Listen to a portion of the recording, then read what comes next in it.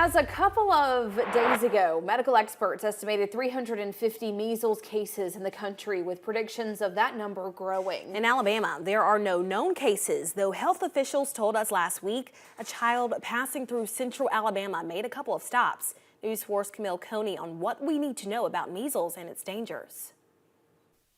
Every American should consider measles to be a threat, even if it's not in your specific town. Wes Stubblefield knows measles. He's an expert with the Alabama Department of Public Health, and he knows an unvaccinated child came through the state last week.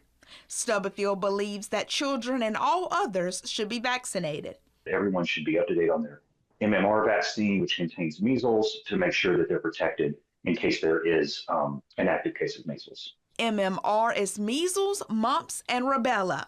Measles is worrisome right now. Symptoms of the respiratory illness begins as high fever, cough, red eyes, and runny nose. Then it develops into a rash that usually starts from the hairline down. Ted Williams is a Dothan pediatrician who has spent decades treating children.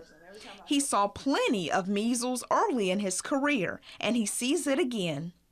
I think there's a real possibility the less vaccinated your community becomes, then herd immunity goes away. Herd immunity means if you have 90% or greater immunizations vaccine in your community, then live virus cannot take hold in your community, so you're protected. The first MMR vaccine should be given when a child turns 1, the second at the age of 4. The 2 doses combined are over 95% effective in preventing measles. Those with measles remain contagious for 4 days before their breakout and 4 days after. Complications include pneumonia, brain swelling, and possible death. Sneezing and coughing can spread measles.